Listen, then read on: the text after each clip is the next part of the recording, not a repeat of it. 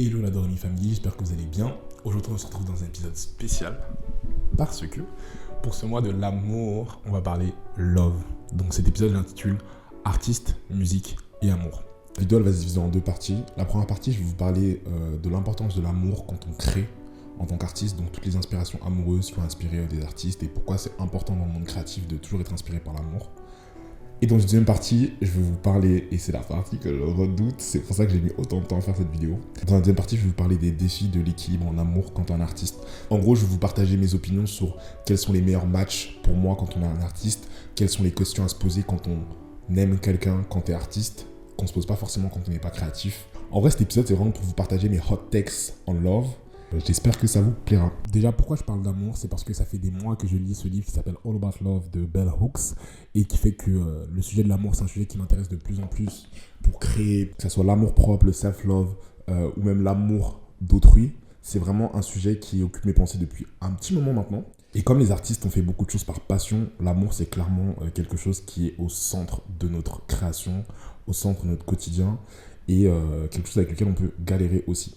Déjà, pour moi, l'amour, ça influence la créativité parce que, en fonction de l'amour que tu te portes, c'est ça qui va déterminer la place que tu peux faire à tes projets. Je trouve que le vrai défi quand tu es un artiste, c'est de tomber amoureux de ton monde intérieur. C'est vraiment de te dire ce que tu as dans ta tête, il faut que tu arrives à tomber love. Oui, que tu tombes amoureux de ta manière de penser, que tu tombes amoureux de ta manière de faire, que tu tombes amoureux de ta manière de voir les choses. Et ça, je pense qu'en tant qu'artiste, c'est hyper compliqué parce que c'est ça qui va déterminer en fait déjà la fréquence avec laquelle tu vas créer. Mais ça va aussi influencer ta confiance en soi dans le sens où si tu es tout le temps dans tes pensées en train de te comparer, te dire oui de toute façon ce que je fais c'est pas assez bien ou il faut pas que je sorte ça, etc. Forcément tu vas pas réussir à cultiver l'amour pour tes créations comme quelqu'un qui se réveille tous les matins et qui se dit en fait I'm that shit, I'm that bitch, I'm gonna make it because it's me. Tu vois ce que je veux dire? Moi qui suis un fan d'R&B, j'ai remarqué que beaucoup de thèmes qui reviennent c'est l'amour et tu vois que les créateurs, enfin les chanteurs ou bref les créateurs d'R&B, parfois ils doivent passer par des phases douloureuses, par des ruptures, par des traumas, par des choses qui font pas plaisir en amour pour pouvoir drop les meilleures chansons d'amour. Je pense notamment à des artistes comme Mary J. Blige, Lauryn Hill, Beyoncé, bref et n'en passe, Alicia Keys, etc.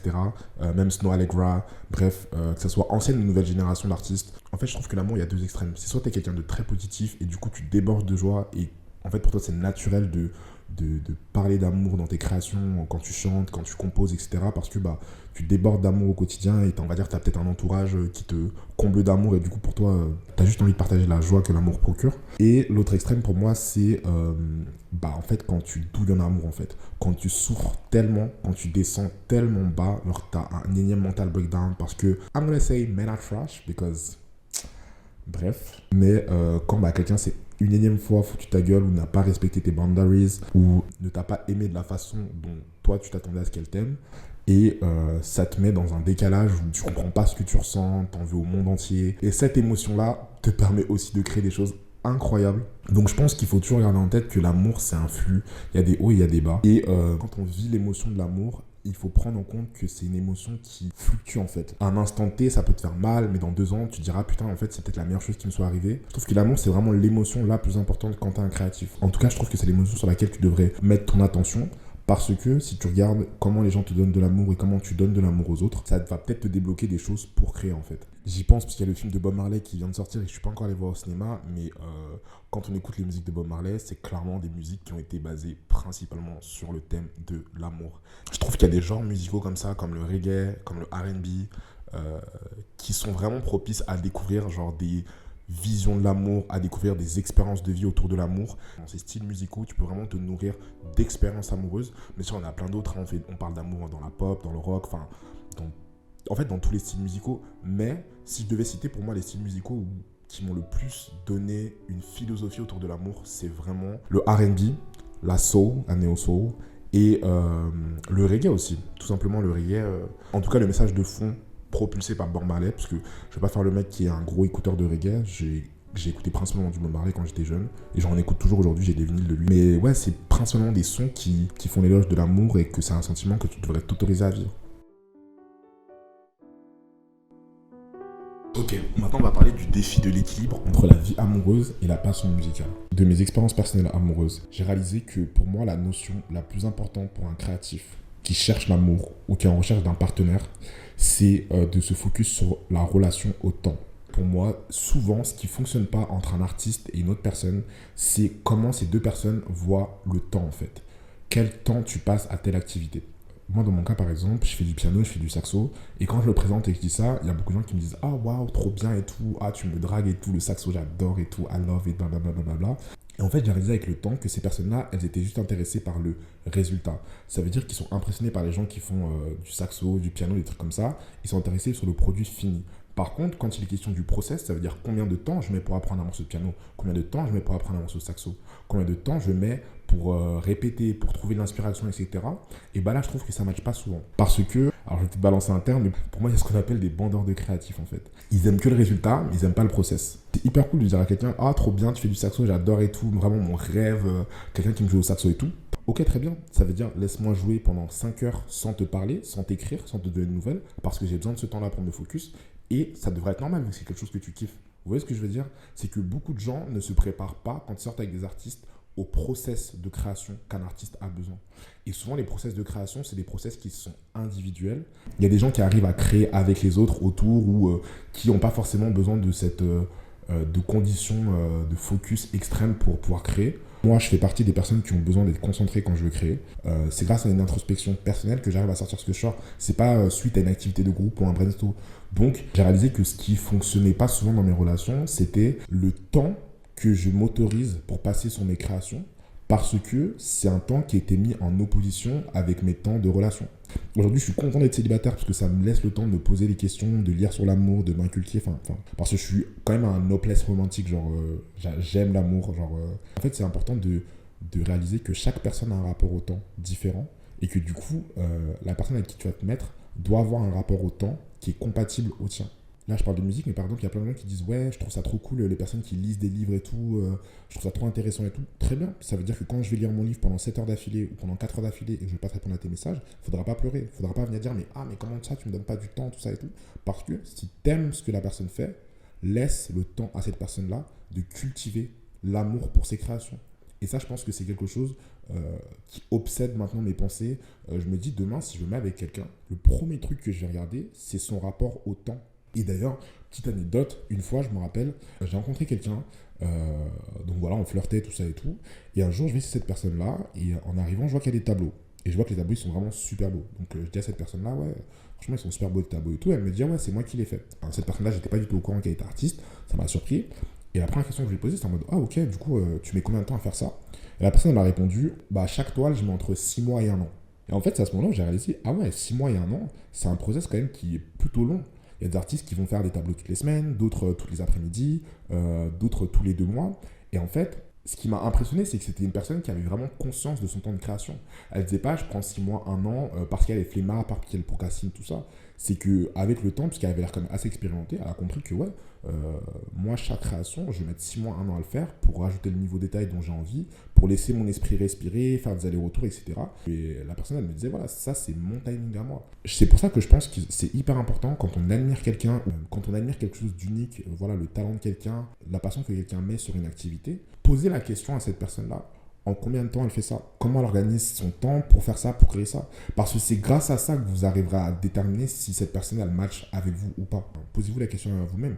Combien de temps idéal vous avez besoin par semaine, par mois de temps libre pour créer?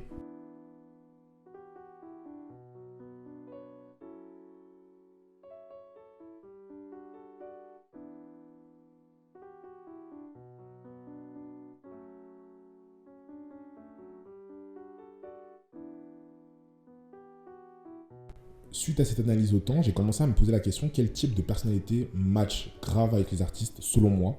Alors ça peut être de l'expérience, ça peut être juste des hypothèses, hein, je n'ai pas tout vécu. Mais dites-moi en commentaire si pour vous ce type de personne vous correspondra en amour ou pas. Mais par exemple, pour moi, un des meilleurs matchs pour un artiste, c'est sortir avec un gamer ou une gameuse.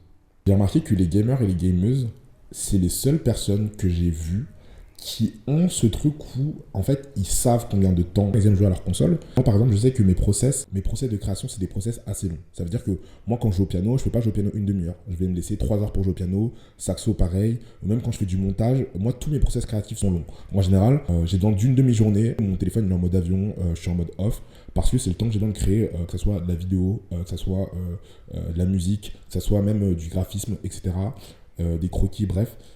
J'ai vraiment besoin de ce temps-là. Et les gamers, je trouve que c'est des gens, en général, comme ils sont passionnés de ça, ils ont aussi des process assez longs. Donc ils vont jouer une soirée entière à un jeu pour débloquer un niveau, ou toute une demi-journée, ou toute une après-midi. Et du coup, je me dis qu'en vrai, niveau personnalité, pour moi, les artistes et les gamers, genre, c'est vraiment des personnalités qui pourraient vraiment matcher ensemble. Genre. En fait, le rapport au temps, pour moi, ça serait quelque chose de beaucoup plus facile à amener parce que chacun a envie de temps solo pour faire son activité qui le passionne. Ensuite, je dirais, alors, artiste et artiste. Je suis très mitigé. D'expérience personnelle, je suis très très mitigé. Parce que, pour moi, là où ça peut fonctionner, c'est quand, en fait, les deux artistes sont autant curieux de l'activité que l'autre. Ça veut dire que toi, tu crées, ton partenaire, il ou elle crée aussi. Et du coup, vous avez tous les deux un intérêt autour des créations de chacun. Et dans ce cas de figure, ça peut être intéressant. Mais vraiment, les artistes, on va pas se mentir, le truc le plus difficile à gérer, c'est les égos. Quand tu es un artiste qui a besoin d'énormément d'attention, qu'on te dise, voilà, qu'on te valide tes projets tout le temps, et que la personne en face, c'est un artiste qui n'a pas forcément besoin de beaucoup de validation, parce qu'elle a tellement confiance en soi que, vas-y, elle est en mode, en fait, que tu me valides ou pas, en fait, moi, ce sera la même chose. Et bah, je pense que ça peut être difficile, parfois, pas tout le temps, parce que soit il y en a un qui peut se sentir un peu en mode, ok, je suis avec un artiste, mais il s'intéresse jamais à mes projets, c'est tout le temps autour de son monde, autour de lui et tout, et du coup, tu te sens pas forcément aimé à ta juste valeur. Pour moi, ça, c'est quelque chose qui se mesure avec le degré de curiosité. Quelqu'un qui te pose des questions souvent en mode, ah, au fait, ta création, elle avance, ah, au fait, on est où par rapport à ce projet-là, etc., etc. C'est quelqu'un qui, sans forcer, s'implique dans ta création et veut être un soutien pour toi, que ce soit émotionnel, de motivation, etc. Quelqu'un qui... pour moi, un bandeur de créatif, voilà, c'est mon terme. Quelqu'un qui est en mode, oh waouh, j'aime trop que tu fasses du piano, mais en fait, qui va jamais te poser des questions en mode, c'est quoi le dernier morceau que tu as appris, quand est-ce que tu as envie de jouer, etc., etc. Pour moi, ces personnes-là, c'est, comme je disais plus tôt, c'est des gens qui aiment le résultat et qui s'en foutent complètement du process. Et du coup, c'est des personnes qui pour moi, sont pas assez curieuses envers leur partenaire. Et du coup, pour moi, c'est vraiment la curiosité de chacun qui fait qu'une relation entre artiste-artiste peut fonctionner. Je sais que, moi, de mon expérience personnelle, je sais que ouais, je suis sorti avec des gens qui malheureusement n'étaient pas très curieux par rapport à mes activités. C'est-à-dire au début sur le papier, c'était en mode oh waouh, trop bien, tu fais ça, tu fais ça, tu fais ça, trop bien. Mais dans le quotidien, dans la vie de tous les jours, malgré que je parle de mes projets et malgré que voilà, j'expose quand même ce que je fais, je raconte mes journées, voilà, je dis ça et tout, il n'y avait jamais d'intérêt. Tu vois, même des fois, tu poses des questions, il n'y a pas de et toi, tu vois. Et ça, vraiment, c'est les trucs où je me dis ah ouais, genre. Demain, je sais que après c'est moi, hein, je ne veux pas en faire une généralité, mais moi je sais que demain j'ai besoin d'être avec quelqu'un qui s'intéresse un minimum à ce que je fais, qui s'intéresse un minimum à mes créations. Quand je dis qu'il s'intéresse, c'est pas genre en mode ouais, j'ai partagé, il faut qu'il aille mettre un like ou commenter ça, j'en ai rien à faire. Genre, c'est même pas une question genre de quand je partage au reste du monde. Justement, c'est avant que je partage. Quand le projet il est encore entre quatre murs, genre juste devant mes yeux, en fait j'ai envie de te partager ma vulnérabilité. Donc en fait c'est plus l'intérêt que tu vas porter pendant que je suis encore dans cette phase de vulnérabilité sur laquelle je vais porter mon attention. Donc voilà. Ça me fait rire parce que moi, par exemple, j'ai une relation avec mon piano où littéralement, les morceaux que j'apprends au piano sont le reflet de ce que je ressens. Ça veut dire que si tu me demandes c'est quoi le dernier morceau que tu as appris, c'est un peu, obvious comment je me sens ces dernières semaines ou ces derniers mois, parce que le titre ou l'émotion du morceau va te donner une idée sur ce que je ressens récemment, tu vois. Et ça me fume parce que dans ma dernière relation, la personne avec qui j'étais ne s'intéressait pas forcément à ce que j'apprenais au piano, à ce que je faisais au piano et tout. Le dernier morceau que j'ai appris avant que notre relation se termine, c'était « Tu ne vis que pour les caméras ». Donc j'ai envie de dire, c'est la personne qui a été concentrée. En plus, là, dit comme ça, on pourrait penser que je suis quelqu'un qui aime les mind games en mode oui, devine ce que je pense et tout, alors que non. En vrai de vrai, moi, je communique au tac en relation. Enfin, quand je m'exprime sur le piano, c'est souvent des trucs que j'ai déjà exprimés en réalité. Pour moi, il faut que quand tu sortes avec un artiste, ou quand tu veux créer une relation avec un artiste, il faut que tu t'intéresses à ce que la personne ressente. Parce que les gens oublient souvent que un artiste, il partage ses émotions. il transcrit ses émotions, que ce soit en chanson, à l'écrit, au papier, en dessin, etc. Mais un artiste, il transcrit ses émotions pour les partager au reste du monde. Et en vrai, ce qui me tue, c'est que j'ai pensé pendant un moment que c'était moi qui étais trop des loulous, qu'en fait, jamais je tomberais sur quelqu'un qui me demanderait « Ouais, joue un morceau qui reflète ce que tu ressens. » Je vous jure, ça m'est arrivé. Et la personne m'a demandé spontanément « Ouais, d'ailleurs, joue-moi un morceau, mais pas un morceau que je kiffe, genre joue-moi un morceau, joue-moi le morceau qui reflète ce que tu ressens là, tout de suite. » Quand je te dis dans la tête, je me suis dit « On me drague. » Non seulement ça m'a fait chaud au cœur, je vais pas mentir, c'est la première fois où j'ai senti que quelqu'un s'intéressait vraiment à mon process créatif. Genre vraiment, vraiment, vraiment. Parce que les trois quarts du temps, et je vais encore citer les bandeurs de créatifs, mais quand quelqu'un te dit ouais, j'aime trop les gens qui font du piano, j'aime trop les gens qui font du saxo, la question d'après c'est en mode est-ce que tu sais jouer? Et ils vont te dire leur morceau préféré. Parce que eux, le seul truc qui les intéresse, c'est comment toi tu seras capable de retranscrire leurs rêves. Mais pas comment toi tu retranscris tes propres émotions. Et c'est ça que je trouve un peu égoïste dans les bandeurs de créatifs, sans s'en rendre compte, puisqu'ils font ça de manière inconsciente. Mais du coup, c'est un peu voir l'artiste comme un trophée. Comme, ouais, regardez, mon copain il sait faire ça, ou ma copine elle sait faire ça, ha ha ha. Mais dans le fond, vraiment dans le fond, si tu vas en profondeur, la personne ne s'intéresse pas vraiment. Et moi, c'est ça qui fait qu'il y a un décalage aujourd'hui dans les relations amoureuses, en fait. Et le dernier thème que j'aimerais aborder dans cette vidéo, c'est le rapport par rapport aux goûts musicaux. Vraiment le rapport par rapport aux goûts musicaux, est-ce que si tu as les mêmes goûts musicaux que ton partenaire, ça va être la même chose ou pas. C'est vraiment quelque chose qui m'intrigue parce que j'ai eu deux types de relations. J'ai vraiment eu des relations où on avait les mêmes goûts musicaux et des relations où on avait des goûts musicaux différents. Et du coup, ça m'a donné vraiment une vision où en fait, je trouve qu'il y a du bien dans les deux. Je trouve que le mythe, il faut que tu sois avec quelqu'un qui a exactement les mêmes goûts musicaux que toi. Ça peut être aussi quelque chose de destructeur. Parce que moi, je sais que dans mon cas, mon premier amour, on avait pas mal de goûts musicaux en commun, mais un goût musical qu'on a pris l'habitude d'écouter juste ensemble, c'est le compas. Vous voyez, on écoutait grave les mix de compas sur SoundCloud, donc les mix qui durent des heures et des heures et des heures. Et du coup, ça fait que, comme c'est un style que j'aimais bien déjà de base personnellement, mais c'est un style que j'ai vraiment développé dans cette relation. Quand la relation s'est terminée, faut voir comment j'étais trigger à chaque fois que j'entendais un son de compas.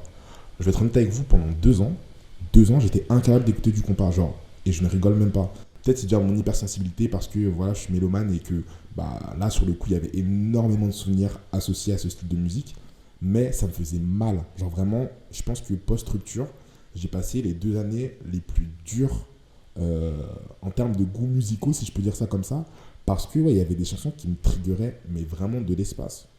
Alors qu'à l'opposé, quand je suis sorti avec quelqu'un qui avait des goûts musicaux, mais quand je vous dis à l'opposé des miens, mais vraiment, vraiment à l'opposé des miens. Ça veut dire la personne a écouté de la techno, des styles de musique que je n'écoute pas du tout.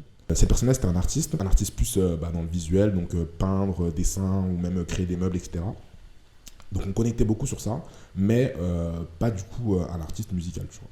Et donc ça fait que j'avais aucun enjeu à forcément avoir les mêmes goûts musicaux que lui, etc. Puisqu'il y avait quand même le truc on partage tous les deux un côté où on est artiste, donc ça nous suffit. Par contre, le jour où cette relation s'est terminée, faut voir comment ça m'a littéralement rien fait niveau goûts musicaux. Je pense que j'ai été heureux de ne pas être autant trigger qu'après ma première rupture. Parce que je crois que vous ne réalisez pas à quel point, genre, associer un goût musical à une personne, c'est vraiment le cadeau le plus empoisonné que vous pouvez vous faire.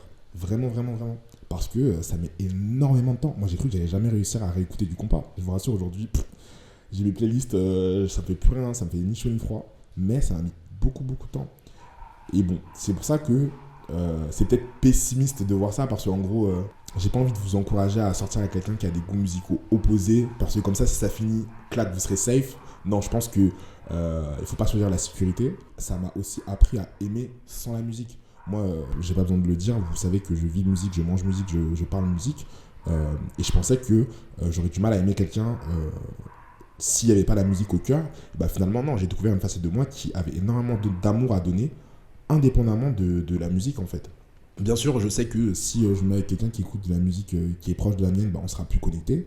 Mais je sais que déjà mon cœur il est prêt à dissocier cette personne-là. Mais voilà, je pense qu'il y a du bien et du mauvais dans les deux. Il y a du bien et du mauvais dans les deux. Donc ne vous fermez à aucune relation. Ne vous dites pas il faut absolument que j'ai quelqu'un qui ait les mêmes goûts musicaux que moi. En mode s'il n'a pas les mêmes goûts musicaux que moi, c'est un red flag. Je pense pas du tout. Laissez votre esprit ouvert en fait. L'amour, ça peut vous surprendre à n'importe quel coin de rue. On va dire, tant que tu es ouvert à accepter l'amour dans n'importe quelle forme, et bah, tu pourras toujours amener quelque chose à la table, en fait. Toujours amener quelque chose de différent, amener quelque chose d'unique. Enfin, chaque expérience amoureuse est unique et il faut se donner l'opportunité de vivre chaque expérience et justement de ne pas trop se monter la tête avec cette personne-là elle a trop de red flags. Bien sûr, en fait, il faut avoir des boundaries, il faut avoir des standards et ne pas descendre en dessous des standards. Mais après, il faut laisser un peu de spice en fait. Il faut laisser l'opportunité aussi de spice it up votre relation, de vous rapprocher des personnes auxquelles vous ne serez pas forcément approché de base parce que aussi vous pouvez être énormément surpris en amour. Et je pense que la leçon de l'amour, c'est ça, c'est laissez-vous surprendre. Laissez-vous surprendre parce que vous allez découvrir des facettes de vous que vous connaissiez même pas. Et c'est des facettes de vous qui n'auraient jamais existé si vous ne seriez pas laissé tenter à ça. Après, cette vidéo, elle est très très love, tout ça et tout. Par contre, il faut rappeler les bases. Si j'ai mis autant de temps à faire cette vidéo, c'est parce que je suis dans une haine envers les hommes qui dépasse l'entendement. Donc, rappelons quand même les bases que men are trash. Si vous pouvez sortir avec le sexe féminin, vraiment foncez parce que le culot des hommes, l'ego des hommes, vraiment, je peux plus. Je peux vraiment plus. Mais bon, écoutez, c'est les expériences de la vie et en tout cas, ça fait du bien de parler d'amour, ça fait du bien de sortir cette vidéo. Je sais que l'amour c'est un sujet super touchy, mais déjà donnez-moi votre avis sur est-ce que vous êtes team sortir avec des gens qui ont les mêmes goûts musicaux que vous ou team sortir avec les gens qui ont des goûts musicaux différents ou opposés. Et j'aimerais bien vous raconter aussi vos expériences amoureuses en tant qu'artiste. Aujourd'hui, c'est quoi vos challenges quand vous êtes artiste en amour en fait? C'est quoi le truc qui fait que ça va fonctionner, pas fonctionner? J'aimerais bien savoir ça. Dites-moi en commentaire, envoyez-moi des mails. Vous avez toutes les infos dans la description comme d'habitude. Et voilà. En tout cas, j'espère que cette vidéo elle vous aura plu. N'oubliez pas de liker, partager et vous abonner. C'est complètement gratuit. Ça vous permettrait de montrer votre amour pour moi. En tout cas, la Doremi Family, je vous fais des bisous. D'ailleurs, je ne sais pas si vous validez, mais moi, Doremi Family, c'est vraiment le nom que je kiffe donner à cette communauté. Dites-moi aussi si vous validez ça. Je vous dis à bientôt pour une prochaine vidéo. Et je vous fais des bisous. Bye!